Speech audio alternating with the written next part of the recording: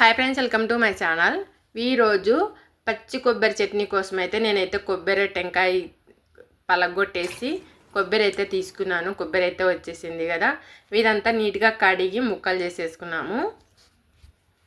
ఇప్పుడు పచ్చిమిరపకాయలు, టమోటాలు, ఎర్రగడ్డలు, తెల్లగడ్డలని తీసుకున్నాను కదా, ఇవి కడిగి పక్కన పెట్టేసి ఎర్రగడ్డలు, టమోటాలు ముక్కలు చేసేసుకున్నాము.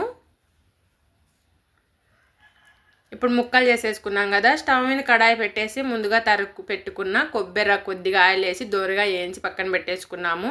పచ్చిమిరపకాయలు వేయించుకున్నాము, ఎర్రగడ్డలన్నీ వేయించేసుకున్నాం కదా. ఇప్పుడు టమోటాలు కొద్దిగా ఆయిల్ వేసేసి చింతపండు వేసి కొద్దిసేపు మగ్గనిద్దాము. ఇప్పుడు జీలకర్ర, కరివేపాకు వేయించుకున్నాము. ఇవి వేసుకుంటే చట్నీ ఫ్లేవర్ బాగుంటుంది.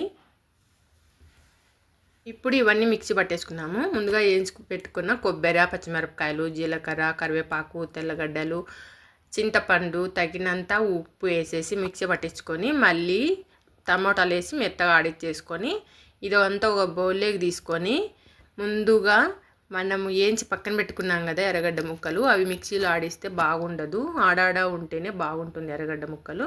ఇప్పుడు పోపు వేసేసుకుంటే చట్నీ అయితే రెడీ అయిపోయింది కదా.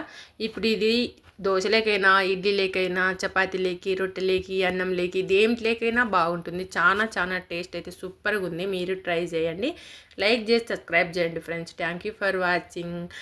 టేస్ట్ అయితే సూపర్ ఉంది. నేనైతే వాళ్ళంతా తిరుక్కుంటే తినేసేసినాను. మీకు నచ్చితే లైక్ చేసి సబ్స్క్రైబ్ చేయండి. Thank you for watching. Bye.